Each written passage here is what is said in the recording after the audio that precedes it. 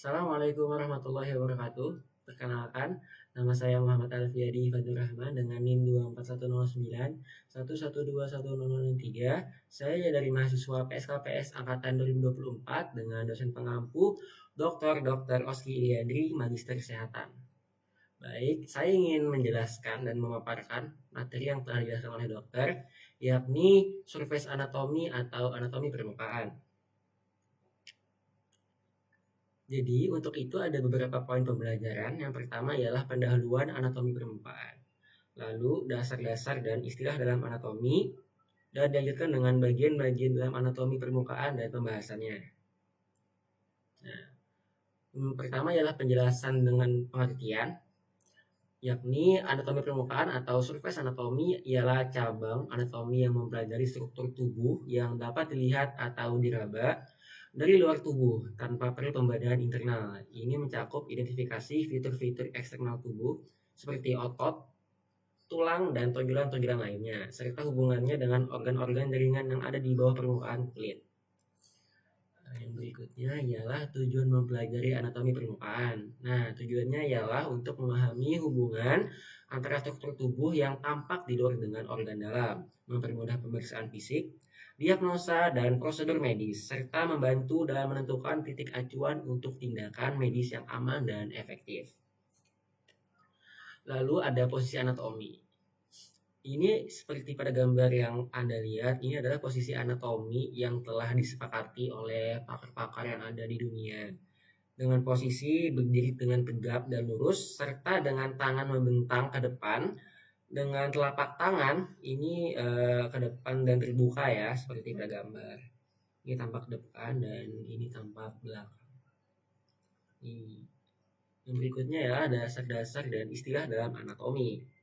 Jadi dalam anatomi ada terdapat sebuah bidang atau garis hayal untuk membantu dan mempermudah dalam mengklasifikasikan bagian-bagian anatomi tubuh. Nah, untuk yang tengah ini disebut dengan bidang sagital atau mid sagital. Jadi untuk sagital ini terbagi atas dua, yakni kanan dan kiri. Nah, untuk kanan itu disebut dengan dextra dan kiri disebut dengan sinistra. Dan untuk kanan itu adalah bagian kanan tubuh ya guys, bukan kanan dari kita tapi kanan dari tubuh. Ini kanan, ini kiri. Nah, lalu ada juga yang namanya bidang frontal atau korona. Bidang korona adalah bidang yang vertikal, yang ini yang tegak lurus dengan bidang mid sagital. Jadi untuk ini ada dua, yakni anterior, yang ini anterior adalah depan dan posterior atau dorsal adalah bagian belakang. Lalu ada juga yang disebut dengan bidang transversal.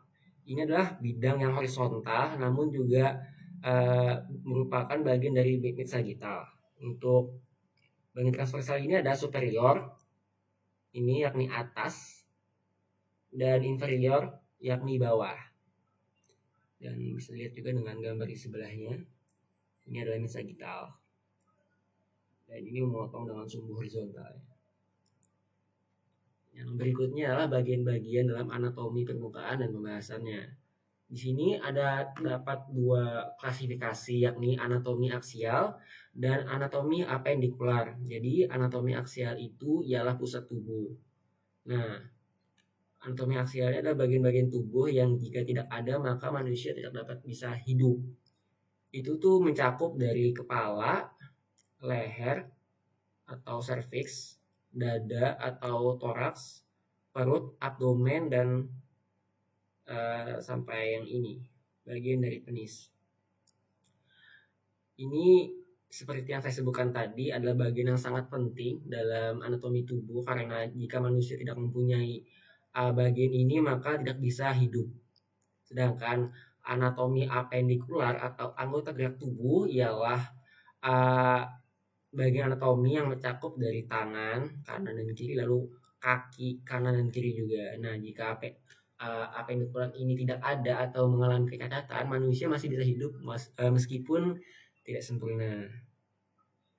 Lalu yang berikutnya ialah bagian-bagian ini. Nah, ini adalah penamaan-penamaan latinnya, yakni kepala, cephalon, leher cervix, lalu dada, thorax, lalu perut disebut dengan abdomen, pinggang dengan sebutan lumbal, panggul atau pelvis, bokong, glutea, lengan atas brachium, dan lengan bawah antebrachium. Sini juga terdapat ya 10 sampai 20 bisa dibaca teman-teman. Ingin bergeser ke slide selanjutnya. Nah, ini adalah regio-regio. Jadi yang pertama adalah regio kepala atau kaput. Nah, kepala ini terdapat banyak bagian anatomi juga, salah satunya rambut. Mengapa rambut ini diciptakan untuk menutupi bagian atas, belakang dan samping saja. Nah, ini fungsinya adalah untuk melindungi kepala dari terik dan panas matahari serta mengurangi gesekan dan menjaga suhu kepala. Jadi rambut ini terdiri dari keratin ya yang mengalami penandukan atau cornificatio. Lalu ada hidung atau nasal. Ini tersusun dari tulang rawan atau cartilago yang berfungsi untuk menopang hidung itu sebagai alat pernapasan. Lalu di sini ada alis, ya alis atau disebut dengan superciliaris. Ini disebut mengapa bentuknya seperti ini, ya melengkung di atas mata, bertujuan untuk melindungi mata dari keringat ataupun air yang menetes dari dahi sehingga tidak akan mengenai mata. Nah, karena itu diciptakan dengan bentuk sedemikian rupa oleh Tuhan Allah Subhanahu wa taala untuk menghindari terjadinya air mata yang menyucuk ke bagian mata. Air keringat maksud saya. Lalu ada regio leher, ya ini regio leher atau kolom tadi. Yang berikutnya ialah regio toraks atau dada.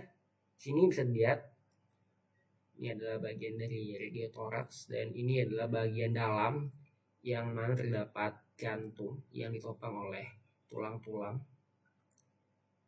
Berikutnya ialah kardium atau jantung. Nah, jantung sendiri ini sangat banyak ya. Mulai dari katup pulmonal, vena cava superior, arteri pulmonalis, sama vena pulmonalis kanan. Dan ini sebenarnya adalah pembelajaran yang sudah bisa. Berikutnya ini ada regio abdomen. Sini saya akan menjelaskan lebih lanjut regio-regionya. Jadi ada regio yang terdapat 9 pembagian dan ada kuadran yang terdapat 4 pembagian. Yang 9 pembagian ini disebut dengan abdominopelvic region. Jadi ada atas, tengah dan bawah dan juga ada jadi tengah dan kanan. Yang atas ini disebut dengan epigastric region, yang di tengah dengan umbilical region, yang di bawah dengan hypogastric region. Ini pembagiannya ada 9 ya, dan ini sangat memudahkan untuk kita mengidentifikasi suatu penyakit ataupun diagnosa. Lalu ada yang kuadran ini juga sebenarnya sama saja karena ini hanya untuk penyebutan dan ini hanya garis-garis hayal. Yang ini ada right upper quadrant atau kanan, jadi di kanan, ini kiri, kanan, kiri, ini atas, ini bawah. Lalu ada regio pelvis, dan ini adalah bagian dari jenis kelamin pria ya karena ada penis di sini. Lalu ada ekstremitas atas. Nah, ini adalah bagian yang saya sebutkan dari tadi, yakni ekstremitas atas. Nah, ini terdapat regio lagi, terdapat 3 pembagian. Yang pertama yang dari bahu ke sini, ini disebut dengan brachium. Lalu dari sini ke ini atau lengan, itu disebut dengan antebrachium dan tangan. Untuk tangan ini disebut dengan manus. Lalu ada ekstremitas bawah, juga sama ada 3 pembagian. Yang pertama ialah ekstremitas bawah. Ini yang pertama ialah paha.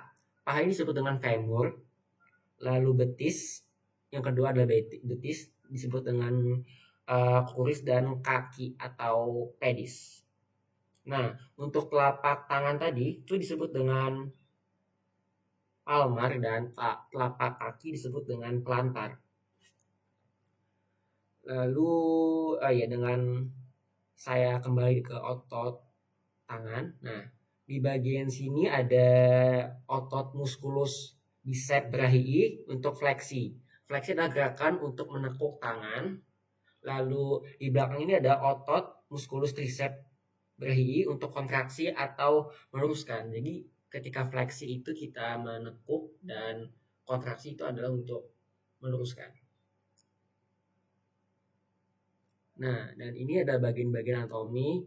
Ya, ini pada umumnya manusia itu ada dua kelamin ya, seperti pada gambar ada pria dan wanita. Untuk pria ini tulang alisnya cenderung lebih menonjol dibanding dengan wanita, dan tulang rahangnya cenderung lebih lancip dibanding wanita yang lebih lembut dan tidak selancip pria. Juga di sini biasanya yang paling umumnya ialah pria itu dengan jenis kelamin dan alat kelamin yang dikenal dengan penis, dan wanita dengan jenis kelamin vagina. Alat kelamin vagina. Mungkin itu saja yang bisa saya jelaskan. Terima kasih. Assalamualaikum warahmatullahi wabarakatuh.